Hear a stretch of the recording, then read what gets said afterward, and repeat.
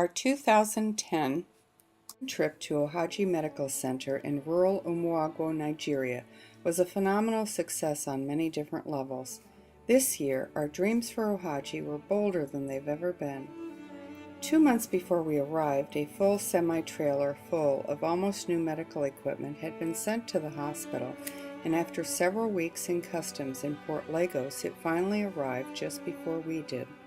The medical equipment and supplies were provided by Hospital Sisters Mission Outreach in Springfield and paid for by 2 Rotary clubs in District 6440. Our friend Dr. Oki was completely overwhelmed by the enormity of this precious shipment. Old, broken and rusted cribs, beds, and IV poles were replaced with beautiful new beds, mattresses, cribs, bassinets, stretchers, wheelchairs, birthing tables, suction machines, an OR table, full medical library, and mountains of linens and sterile surgical supplies. Keeping the items safe prompted new construction of walls, security patrols, and attention from local and national government officials. They and prominent Nigerians from the private sector encouraged us greatly with their sincere expressions of gratitude for our efforts to help the poor in their country. Nigeria is the most populous African country and is home to almost 2 million AIDS orphans. Poverty and illness are devastating the poor rural communities. The many children of the Ohaji community touched our hearts in a very personal way. Whenever I think of Ohaji, my mind plays a slideshow of the little ones, the sweet, innocent victims of poverty, the future of Africa. Everywhere we went, children smiled up at us, trusting us and loving the funny ways of Americans. The joy of childhood is never more clearly seen than in the midst of poverty. It humbled us to see little ones contented to play with rocks after just celebrating Christmas with our own families back in the U.S. a week earlier. I also remember the grannies and elderly patriarchs. Young and old alike walk for hours and sometimes days to receive health care from Americans during our yearly medical clinics. The gratitude, sometimes even tears of joy that accompany our efforts are enough to keep us coming back every year, making an even bigger difference to this small community. We truly love the people from the Ohaji community, as well as the many selfless young doctors who came to help us serve the poor. Several Rotarians were part of this year's 17-member Hands and Hearts International Mission Team. The Rotary Club of Owerri was pleased to host us for an evening of food, fun, fellowship, and celebration of what we have been partnering on together in Nigeria. It was a touching evening as we met the recipient of one of the artificial hands we had provided through the generosity of LN4 and the Rotarians who support this vital project. We also received beautiful awards for humanitarian service in Nigeria. I was also able to present a plaque to Mr. Isidore Nwabali in thanks for the Imo State Oil Producing Areas Development Commission's generous financial support of this year's mission outreach. Each non-Rotarian member of our group was also given a certificate of appreciation, including the young Nigerian physicians who volunteered with us at Ohaji this year, making it possible for us to serve over 4,400 patients with life-saving medical and dental care, including free medicines and vitamins that were greatly needed. Our dentist this year, Mike Lovda, along with his son Mike Jr. and Dr. Dan Juibi, performed over 400 procedures free of charge. Some extremely interesting cases, such as the patient who came in with 54 teeth, needing multiple extractions that he could not afford.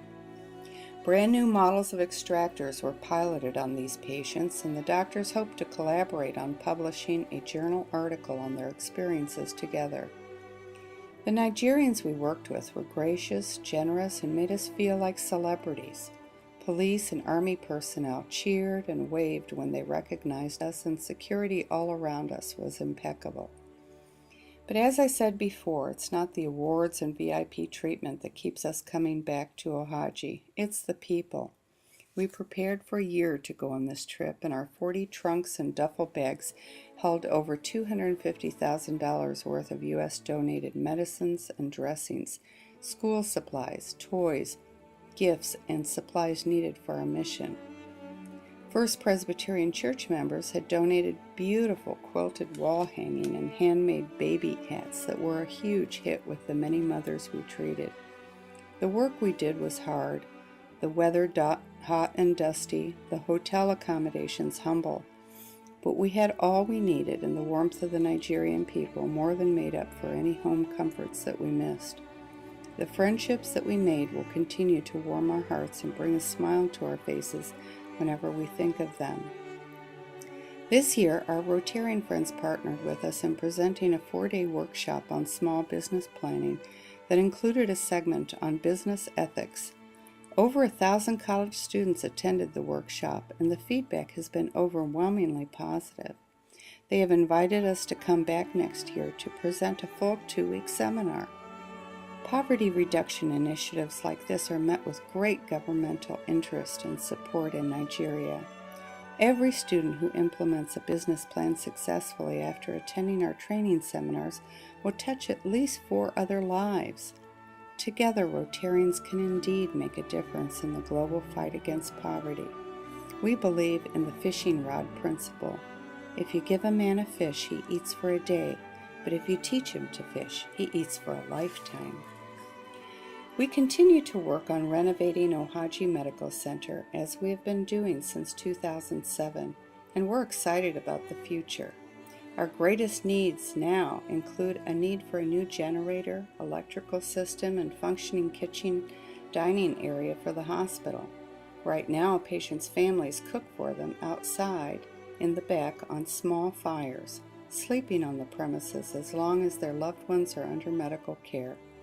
Many children are burned in home cooking accidents daily in Nigeria, and our hearts go out to the young victims of this avoidable tragedy.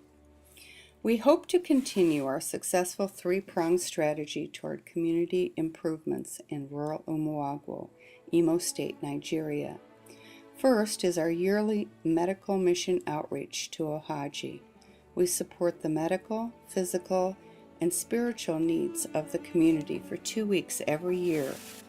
Second, we desire to further renovate and expand the existing medical center into a beacon of hope and healing for the rural poor who have few other healthcare options. Finally, we wish to make an impact against poverty in this area through job skills training and education. Empowering the poor with the dignity and self-respect that comes from being able to care for and feed their families may be one of the most powerful things we can do for another human being. We cannot and should not do this work ourselves. We need your help. Together we can work miracles. Besides all the hard work involved in providing health care to 3,398 medical patients, eye services to 645, and dental care to 389 people, Dr. Oki was also able to provide for over 50 surgical operations in the weeks after we left, all free of charge. It's a great feeling to be able to make such an impact for God's people. We owe so much to those who partnered with us to make these dreams come true. On the first Sunday in January, as we worshiped with our Nigerian friends, our hearts were touched as we witnessed extravagant generosity from the poor who had so little.